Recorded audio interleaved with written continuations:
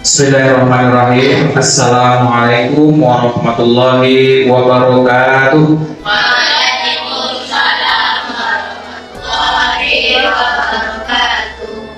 Alhamdulillahirabbil alamin. Allahumma sholli ala sayyidina Muhammad sallallahu alaihi wasallam. Sallallahu alaihi wasallam.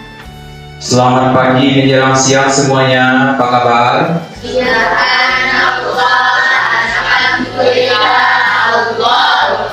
Baiklah, yang sama-sama kita hormati adalah Ibu Kepala Sekolah.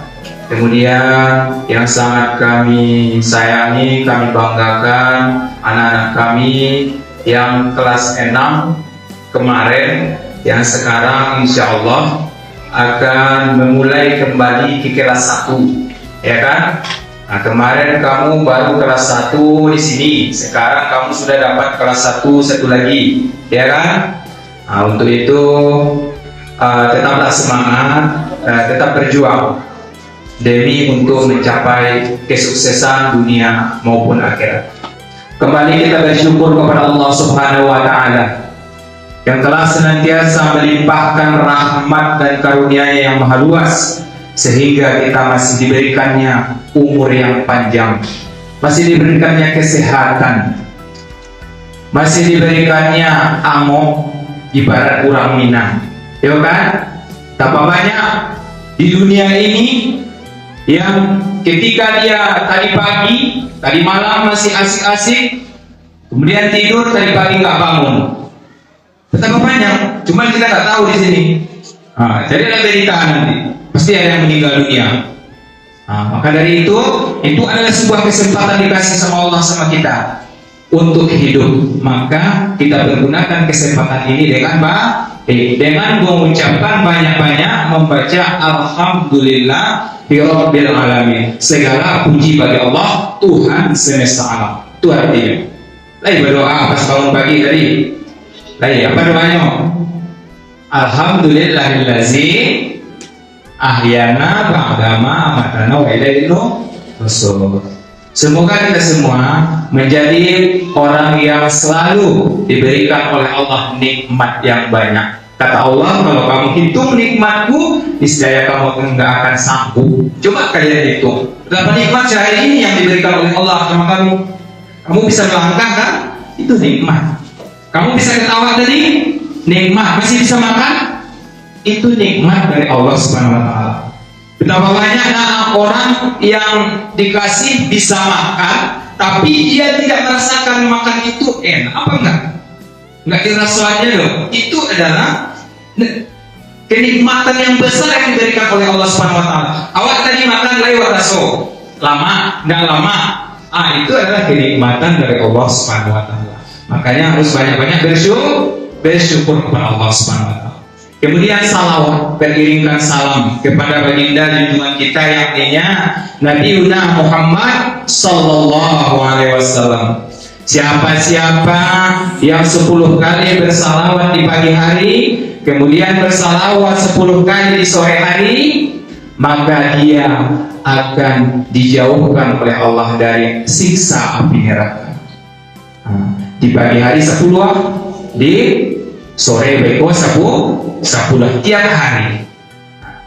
Kemudian yang sama kita hormati Bu Kepala Sekolah, kemudian Ustaz semuanya yang senantiasa duduk di sini, ini merupakan salah satu ibaratnya ukhuwah. Ukhuwah itu apa? Ukhuwah itu adalah menjalin silaturahmi, ya kan? Ukhuwah, ada ukhuwah Islamiyah, kebangsaan kan? Nah, jadi mudah-mudahan kalau kamu ikhlas mendengarkan ceramah, mendengarkan tausiah dari siapapun, maka berarti kamu masih menerima nikmat dari Allah Subhanahu wa Ta'ala.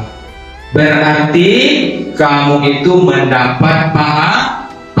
Jangan kau panik-panik di sini enggak ada. Kamu duduk di lampau, tapi tidak ada dapat pahala, ya kan? Tapi kalau kamu duduk sini, makin lama makin banyak pahalanya.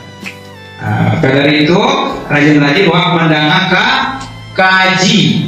Tidak bisa secara langsung, secara online itu bisa. Wadah ceramah tuh, supaya hati kita tenang. Ini adalah acara perpisahan, ya kan? Perpisahan di Boyolali. Dan sebentar lagi kita semua akan berpisah. Yang berhak memisahkan adalah Allah Subhanahu wa Ta'ala. Yang berhak mempertemukan kita dahulu di sini adalah Allah Subhanahu wa Ta'ala. Ketika kamu mau sekolah ke sini dulu, mendaftar sekolah, masih tekanan ya Pak? Masih tekanan? Wah, kete-kete baru. Baik mendaftar di bawah dari orang tua. Ya, ada juga yang tak ikut mungkin orang tua saya yang pahit kan? Kete-kete baru. Tapi ketika itu sebelum kamu masuk ke SD ini, apa yang kamu dapat? Dah kamu pasti kali-kali. Dah pasti kali-kali. 4 kali 4 dah dapat sebelumnya. Sebelum masuk ke SD kok, kelas 1 sebelum kelas 1 dah dapat. Alun lah kan? Berhitung dari A sampai Z dah bisa. Udah bisa? Belum kan? Masih banyak yang belum. Sekarang kamu sudah bisa. Coba A, B, C sampai Z. Lancar nggak? A, B, C, D, E, F, G. Lancar kan? Kamu mau tahu kayak mana seperti waktu dulu? Coba kamu baca dari Z sampai A. Coba. Z. Apa lagi? Apa lagi sudah tuh? Sebelum tuh? Y. Y. X. Kok nama mana? Nama tadi dong. A, B, C, D. Kok nggak hafal? Nggak hafal? Nggak kan? Berarti kamu masuk ke SD itu seperti itu dulu. Seperti itu kamu masuk ke sini dulu. Nggak bisa baca tulis. Iko, aduh, yo, tado yo, seperti alif, tegak lurus, ditambah dia perut, jadi B. Itu seperti itu dulu waktu kelas 1. Betul nggak? Iya kan? Nah, berarti kamu adalah orang yang beruntung masuk sekolah ke SD. Itu yang pertama. Beruntung. 6 tahun kamu di SD, masuk ke kelas 1, lanjut ke kelas 2, apa yang wak dapat nak? Aduh, perubahan. Aduh kan, walaupun sekitar pasti aduh. Ya nak, masuk ke kelas 3, aduh lo perubahan. Ya nak, yang dulunya tidak bisa sampai dulunya baru 2, ya bisa baru 2. Ya kan? Sampai ke kelas 6. Kini kolah kelas 6 kapai dolai. Di kelas 6 kamu sudah fasih membaca. Waktu kelas 1 ditulis sama orang lain di sana nama ayah awak. Tidak tahu ada kilonya itu nama ayah awak. Nah, iyo ditulis di sana bulan. Kebetulan nama ayah awak bulan kok. Ditulis itu bulan. Coba, tidak tahu dong. Tapi kalau gini ditulis di sini nama ayah, misalnya, saya tahu kan? Itu jelek-jelekkan orang nama ayah, saya tahu. Waktu kelas 1 anggap biasa saja kan? Nah, tapi kini luar biasanya kamu menempuh pendidikan itu. Setelah kamu sekolah di sini sampai kelas 6, kamu sudah bisa baca tulis. Nah, itu adalah nikmat yang luar biasa. Maka dari itu kita ucapkan sama-sama Alhamdulillahirabbil alamin. Oke. Dah, ketika Ustaz, itu sakit cerita ya. Ustaz saja kelas 1. Kebetulan Ustaz tak pernah TK. Kalian TK kan? TK. Ustaz kelas 1 nah. Pas masuk kelas 1, juara 1 pertama. Bukan membanggakan itu semangat saja nanti semangat. Kelas 2 juara 1, seterusnya sampai kelas 5 juara 1, juara umum lah namanya ya. Sampai ke kelas 5, naiklah juara 1 ini diambil oleh juara 2, disingkirkan waktu itu. Kenapa? Pertama, karena tidak masuk sekolah, lalai sekolah. Pas kelas 5 itu, Ustaz sakit, Ustaz akui, keluar mimisan dulu. Jadi pas ketika itu, maka jarang sekolah, disingkirkan oleh anak yang juara juara dua naik, Ustaz pahit juara dua. Sedih Ustaz memang, akan tetapi gimana lagi, sesuai keadaan kan, karena sakit pada waktu itu, liburnya banyak, maka tidak dapat sertifikat lagi. Kalau awak kan juara satu dapat sertifikat kan, jadi Ustaz tidak dapat sertifikat lagi pas kelas 5. Sudah tuh masuklah ke kelas 6 pada waktu itu kan. Setelah itu menyambung ke sanawiyah. Ke sanawiyah, itu ada 2 tempat. SMP 1 ada sanawiyah. SMP ko jaraknya 1 kilo, sanawiyah 3 kilo. Nah, kalau di awal kilo-kilo 5 sekilo, nah capek kan. Tapi Ustaz lebih memilih yang 3 kilo, walaupun pada waktu itu berjalan kaki. 3 kilo tiap pagi ditempuh, tiap pagi selain dari tanggal merah. Berjalan kaki kami pergi ke sekolah waktu ke sanawiyah. Bagi yang ke SMP, kawan-kawan silakan, dia ke SMP juga, makan 1 kilo. Kalau kami acok talambe, kalau dari kampung Ustaz tuh, siapa-siapa yang talambe di sanawiyah itu pasti dimaklumi sama gurunya. Kenapa? Karena dia itu terlalu jauh. Itu luar biasanya guru, diterima dengan senang hati walaupun terlambat karena ada alasan. Nah, kemudian setelah masuk ke sanawiyah, yang pertama masuk ke lokal B. Mudah-mudahan masuk ke lokal A sebelum masuk SMP, masuk sanawiyah. Ustaz pertama masuk lokal B, dan kedua masuk ke kelas 2 langsung ke lokal A. Kenapa seperti itu? Karena kan di kelas 1 masih penyisian, ya kan? Artinya apa? Di situ dilihatlah mana yang bibit-bibitnya yang paling bisa, yang paling unggul. Jadi nanti setelah itu dikumpulkanlah di satu lokal di kelas 2 itu namanya lokal A, lokal B, lokal C. Lokal A itu yang paling unggul tuh. Pada waktu Ustaz berada di sanawiyah, masuk Ustaz lokal unggul. Iyo bana bersaing yo orang-orang nanti pintar. Yang biasanya anggap sepele waktu pelajaran itu, tidak bisa anggap sepele lagi. 3 dari kawan. Kawan nilai 100, awak tak kau 60 taruh. Tidak bisa loh, harus giat belajar. Setelah selesai di sanawiyah, setelah kami adakan perpisahan dengan guru-guru sana, Ustaz siap tuh masuk. Waktu itu sebenarnya nyo ke pesantren, karena pesantren jauh di luar dulu, tidak ada di daerah kami kampung tuh dok, di luar membutuhkan biaya. Maka pailah Ustaz ke SMA, ikut titik darah penghabisan namanya kok, masuk ke SMA. Ada aliyah di situ, tapi ya murid lo 5 dia sekali masuk. Kurang minat lo Ustaz di situ. Jadi pada waktu itu masuklah ke SMA. Kawan lah salunya yo kawan-kawan setelah siap di SMA 3 tahun menyelesaikan, tamat dari sana, Ustaz nak ke dunia pekerjaan. Tidak kuliah Ustaz waktu itu. Nah, ke dunia pekerjaan, Ustaz merantau. Pertama dulu ke Padang.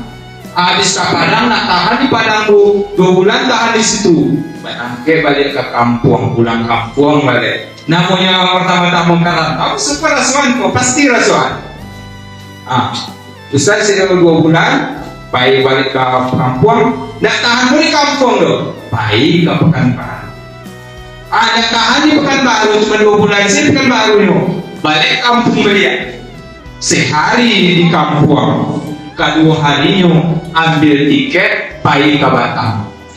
Habis ke Batam, di situ sangat Ustaz rasakan bagaimana pedihnya bekerja. Makanya Ustaz nanti ambil pelajarannya ya, jangan sampai kamu putus sekolah. Ustaz ketika di Batam dihina, dicaci maki sama bos. Kerjanya di rumah makan, membarasihan piringan ala kumuh itu kerja itu masa pernah Ustaz kau itu di Matampe di Panasera di Batam namanya. Di situ orang yang karayu di dalam kawasan itu luar biasa banyak orang. Sekali makan siang kamu ikut 100 surat kali makan zuhur. Nah, jadi ketika itu bosnya ini luar biasa juga kerasnya mendidik kami. Nah, ketika itu salah seketek di berangan. Nah, jadi ketika itu 3 bulan bisa di sana. Salah saya 3 bulan, yo tidak tahan baik, tidak tahan kali mendengar kece bos. Nah, setelah itu ambil tiket, beli tiket, pergi ke kampung Bali. Pulang kampung, anda lo tahan di kampung, tahap seminggu di kampungnya. Kiranya lah tangan lo pergi ke rantau dia. Maka Ustaz pergi kedua kalinya ke Pekanbaru. Pergi ke Pekanbaru itu merantau tanpa tujuan, tanpa ada keluarga satupun. Tidak ada keluarga di situ loh. Pergi Ustaz hari Rabu masih tekanan sama satu. Nyampe di sana, mobilnya nyampe ke mes, ada mes PP namanya situ mobilnya. Jadi bingung lah Ustaz, Assalamualaikum. Awak lah ditinggal di otorisiko di loket. Tapi dia ada di Ustaz di situ minta tolong ke orang yang tinggal di situ untuk bamalam di situ. Bamalam di mes PMP. Bagaimana mau usah malam situ? 3 hari 3 malam. Mana usah siangnya? Berjalan kaki dari Panam sampai sepanjang jalan. Berjalan kaki. Mana usah berjalan kaki? Pak tanyalah toko orang. Pak, Bu, ada tak lowongan kerja? Pak, Bu, menerima karyawan dah? Itu yang usah karyawan dulu. Tidak ada gengsi, tidak ada malu. Tanya. Menolak, kebanyakan menolak.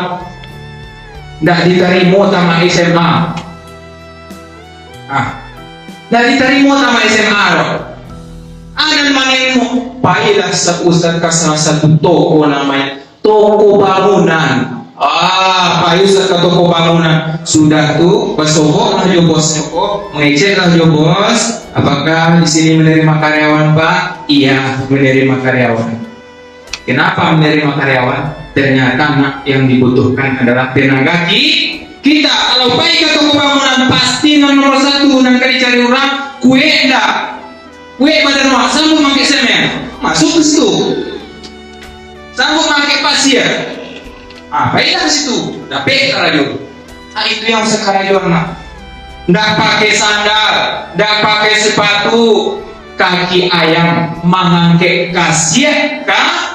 Ate foto sudah tuh baiko lapeh 1 pickup, lapeh 1 auto, balik ke toko, ambil lo semen lain 50-60 sak sehari di sikolo di lumpean kapul kah mobil itu baru dibongkar muat. Itulah karajo di rantau orang tuh.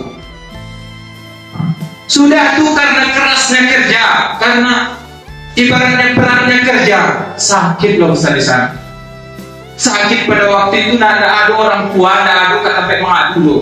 HP pada waktu itu HP Apan, ada Apan mereknya kan? Itu pun pajak dijualannya orang 50.000 loh. Nah itu, cuman menelpon sih bisa no? Dijualannya orang 50.000 loh. Ketika itu tidak pernah usah mengecek ke kampung loh. Awak sakit, ikon tidak ada, tidak pernah tuh. Selama berada di rantau. Setelah itu nak sakit nggak usah di situ. Baru basobok yo kawan. Ikolah mungkin kurnia Allah kan, kebesaran Allah. Basobok yo kawan dan karajo di bangunan di situ. Kironya orang kampung loh. Basobok kami di situ. Kemudian setelah itu awak dek sakit diantarlah fotonya pulang kampung. Dek gara-gara karena jobare dirantau udah. Sesudah sampainya di kampung sehat lawat sapo seminggu kira-kira sudah sehat. Sudah tidak tahan di kampung tuh kira yang anak kerantau sen. Lah kesana lo dengan tahun itu dia cocok kereta ya. Pai lo ambil tiket, pai ke Jakarta.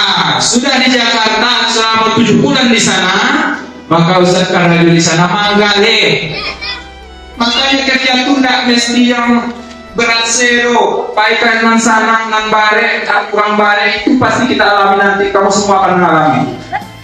Kemudian Manggalia Ustaz di sana Manggalia sepatu selama 7 bulan. Dan pertama dan kamu ambil di situ adalah kejujuran. Ustaz tinggal di toko orang tua, cik toko dia ke sama Ustaz di situ. Ustaz menjagoan, bara piti, bosnya sekali seminggu datang. Kalau kamu tidak jujur, niscaya sehari 2 hari kamu tahan di situ. Tapi Ustaz sudah selama 7 bulan dipercaya sama bos, dipercaya sama juragan. Karena apa? Karena nomor 1 kejujuran. Kemanapun kamu pergi, modal utamamu adalah kejujuran. Nah, setelah 7 bulan di situ, apakah saya dipecat? Bukan. Karena ada masalah keluarga di kampung. Ustaz minta mundurkan diri untuk pulang kampung. Gitu. Bahkan sampai-sampai dikasih sepatu gratis mau pulang kampung. Dikasih. Kenapa? Karena bosnya ini adalah sudah percaya sama kita. Itu nanti yang akan kamu ambil pelajaran, jujur kemanapun kamu pergi. Setelah Ustaz balik kampung 7 bulan di rantau orang, balik kampung, pangan Ustaz cienyo, aku orang kuliah bisa senya. Mungkin kalau dari segi ekonomi, ibaratnya sama-sama waktu sabalik 2 balik. Tapi kok dia bisa kuliah? Kan itu pikiran satu waktu itu. Jadi tak kalah sama Ustaz. Kalau kuliah dulu, itu nanti anak. Sudah tuh ditanyalah kawan-kawan dan kuliah. Sudah ditanya, dia hanya informasi. Udah ikut kuliahku. Oke, sanang tuh itu menurut kawan, right? Didaftar pulau lah kuliah. Nanti daftar, mau di orang lain kan cari fakultas terbaik, ya nak? Cari fakultas terbaik, itu yang dicarinya. Tapi Ustaz nan pantiang kuliah itu saya, nan pantiang kuliah di Mapun letaknya itu pasti kuliah. Baru didaftar ke Bukit Tinggi. Di Bukit Tinggi itu di UIN sekarang. Dulu masih YIN kan, masuk Ustaz itu YIN namanya dulu. Sekarang kalau masuk UIN ya. Berkembang dia. Nah setelah kuliah, anak Ustaz, kalian pikir kuliah itu mudah begitu saja? Orang tua banting tulang adalah kuliah, karena ada pendidikan, banting tulang. Mencari nafkah untuk balanjo anaknya kuliah. Tapi Ustaz tidak pulang kampung ketika libur mencari karajo menolong orang gaib. Kalian lagi menolong orang gaib, lain menolong orang gaib, Iko kadang-kadang main game sekarajonya. Nauzubillah, sorry. Ampun Pak sama orang-orang kini. Di padiannya orang tuanya Allah panen-panen tadi dari awo menggale nyampe di rumah piring pun tidak suci. Durhaka kamu seperti itu. Durhaka. Sementara kamu tahu bahwa surga kita berada di bawah telapak kaki. Jangan susahkan orang tua.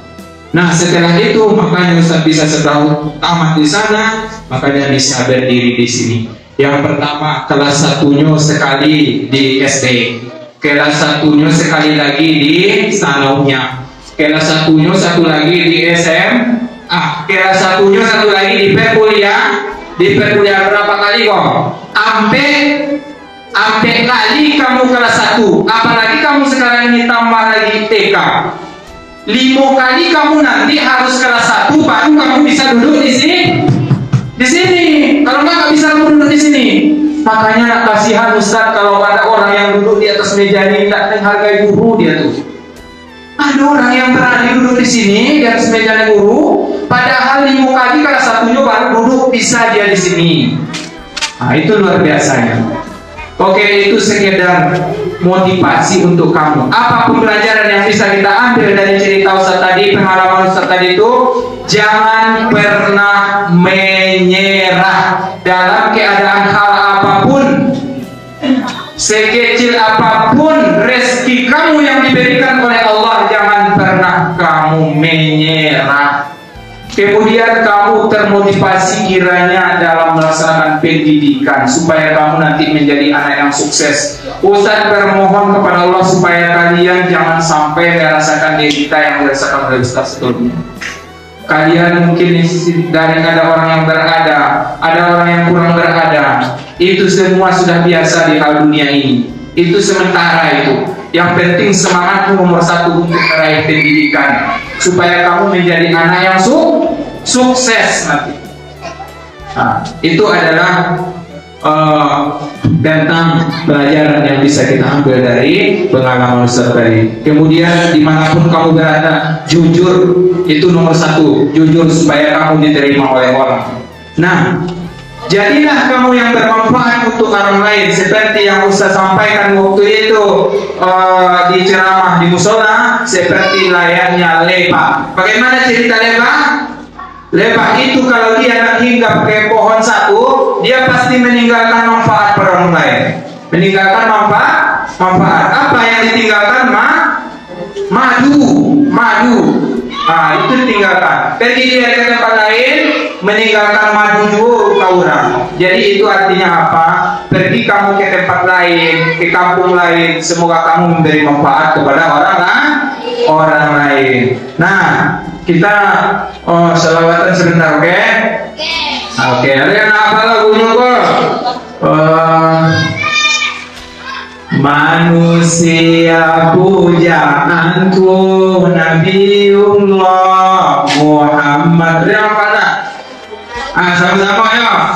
Manusia pujaanku Nabiullah Muhammad. Manusia idolaku Nabiullah Muhammad. Oke, kita sambung sedikit lagi ya. Tadi tentang pengalaman. Yang kedua, nasihat untuk anak Ustaz semuanya. Setelah kita berpisah dari sini, kamu akan pergi ke sekolah lain, ke SMP, ke sanawiyah. Nanti setelah itu kamu akan bertemu dengan orang-orang yang selama ini menolong kamu supaya sukses bisa naik ke SMP, ke sanawiyah. Siapa dia? Dia adalah guru kita. Siapa guru kita? Ibu-ibu yang berada di sini, bapak-bapak yang berada di sini. Nanti ketika kamu bertemu di luar sana sama mereka, sama kita semua, tolong nak pesan Ustaz kok, tolong disapu berkahnya ilmu seseorang karena dia menghargai gurunya, karena dia sayang sama gurunya. Ini banyak Ustaz lihat di luar sana, permasalahan besar ini sebenarnya. Kenapa? Ketika dia bertemu gurunya dianggap seperti singa. Bagaimana singa?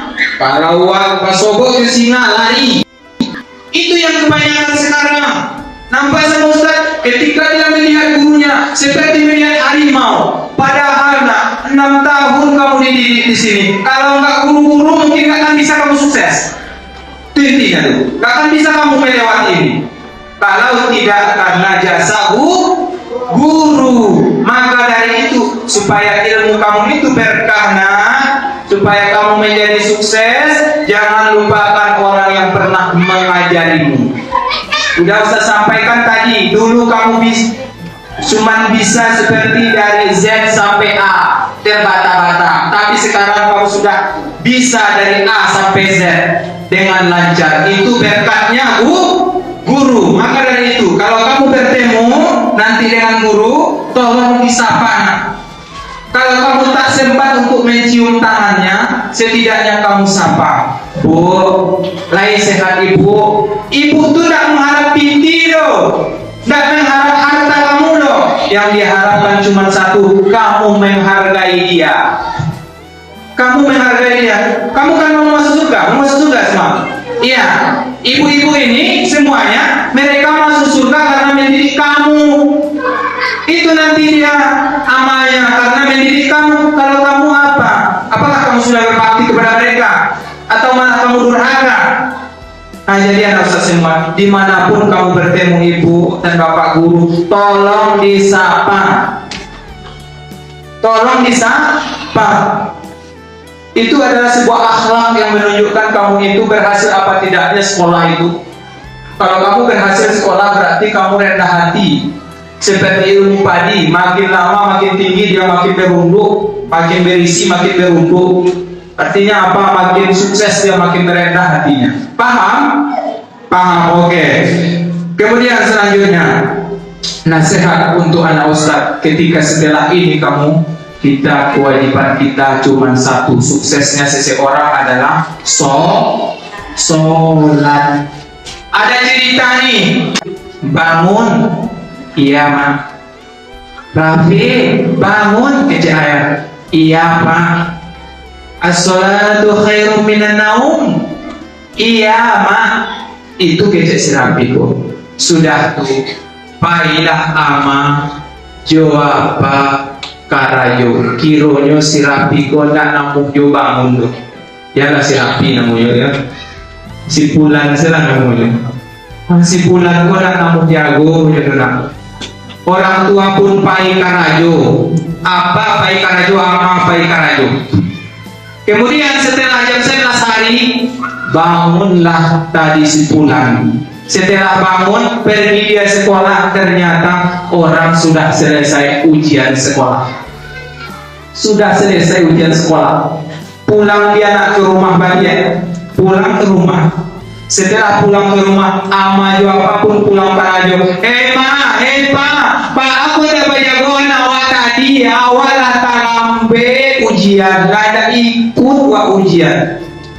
Kecek si ama yang bijaksana seorang ibu, nah, keceknya, nah kamu itu tidak akan pernah lolos ujian itu dong.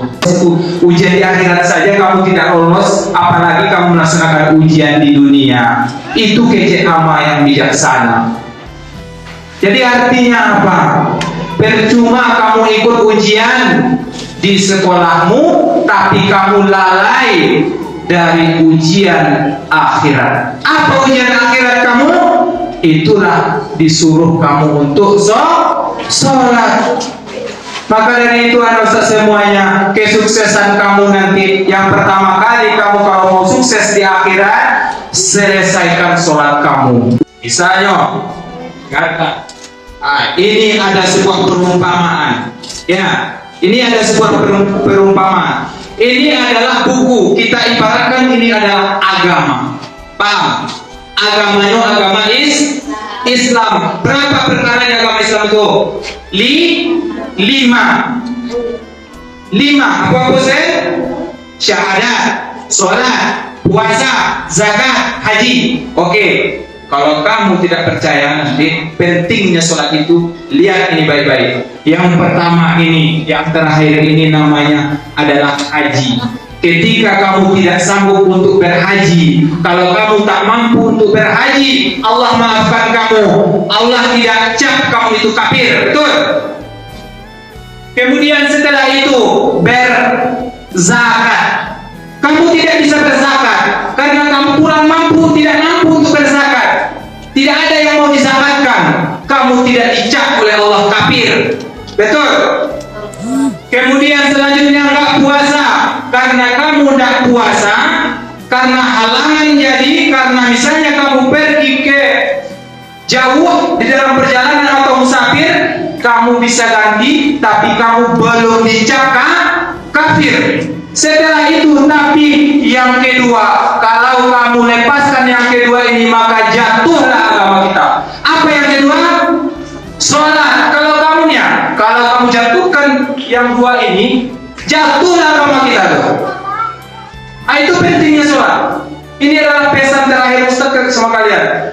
Sehebat apapun kalian, secantik apapun, seganteng apapun, sekaya apapun, kalau kamu tidak sholat, kamu rendah. Itu yang merendahkan kamu. Kalau kamu tidak mau bersujud kepada Allah, durhaka, kamu lebih durhaka daripada iblis. Aku saja, kata iblis, durhaka aku kepada Allah karena aku tidak mau bersujud kepada Nabi Adam dan nyonya bersujud dia ke dunia dari surga. Allah cap dia makhluk yang durhaka, padahal sebelumnya dia taat kepada Allah karena dia tidak mau bersujud kepada Nabi Adam. Tapi kata si iblis, kamu lebih durhaka daripada aku. Kenapa? Kamu menolak sujud kepada Allah, penciptamu sendiri. Nah, enggak kamu mau bersyukur sama dia, enggak mau sholat. Itulah yang luar biasa. Nauzubillah min dzalik. Mudah-mudahan kamu semuanya bisa kapanpun dan dimanapun, kalau masalah sholat tolong jangan dipermainkan. Kamu ini adalah wa ta'awanu 'alal birri wat taqwa wa la ta'awanu 'alal ismi wal 'udwan. Dan tolong menolonglah kamu dalam kebaikan serta takwa, dan jangan kamu tolong menolong dalam dosa atau permusuhan. Itu pelajaran kamu tuh. Nah, ingat-ingat itu ayat itu, surah Al-Maidah. Ya, ingat-ingat. Begitulah pentingnya sholat. Ketika kamu mulai dari kelas 1 sampai kelas 6, ada yang meneteskan air mata. Itu bukan karena kami kejam, bukan kami durhakai kamu, akan tetapi semata-mata karena kami ingin kamu itu berhasil, kamu itu sukses di dalam pembelajaran. Ada yang bangih kayak ibunya, yo bana. Iku anak tadi yang mukuk ada yang bangih ke gurunya. Kalau bangih wak ke guru wak, cepat-cepat selesaikan masalah itu. Karena tidak akan masuk surga orang yang menaruh rasa dendam di dalam hatinya. Tidak akan masuk surga. La yadkhulul jannah, tidak akan masuk surga. Maka kalau ada rasa dendam, dengki kepada guru awak, temui guru tuh, minta maaf.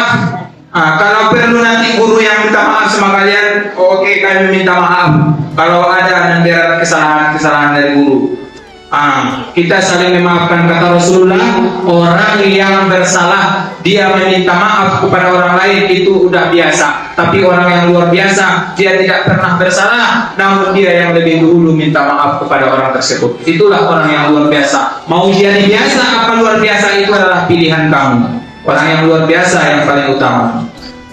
Jadi anak semuanya, kami meminta maaf. Boleh dimaafkan? Ustaz di sini mewakili guru-guru semuanya. Boleh dimaafkan kesalahan sama pokok. Kenapa ada akad seperti ini? Karena nanti kita akan berhadapan kepada Allah Subhanahu Wa Taala. Ditanya, apakah kamu pernah menyakiti seorang muridmu? Pernah menganiaya seorang muridmu? Itu pasti akan dipertanyakan nanti di hadapan Allah. Makanya kami semua di sini meminta maaf kepada anak-anak Ustaz semuanya. Lain maafan sekali lagi. Yang di muka lain maafan. Kalau bahasa di guru tolong disapor. Jadi itu yang bisa saya sampaikan. Mudah-mudahan bermanfaat. Ustaz akhiri dengan sebuah pantun. Apa pantunnya? Aku pantun. Nama pantunnya bisa kalian terapkan nanti di pantun di sekolah. Dengan pantun. Kalau mata adalah cahaya, maka hati adalah permata. Kalau senyummu adalah ibadah, maka pertemuan sama anak Ustaz semuanya adalah anugerah terindah. Akhirnya dengan doa kafaratul majlis, subhanallahumma wa bihamdika, asyhadu an la ilaha illa anta, astaghfiruka wa atubu ilaik. Assalamualaikum warahmatullahi wabarakatuh.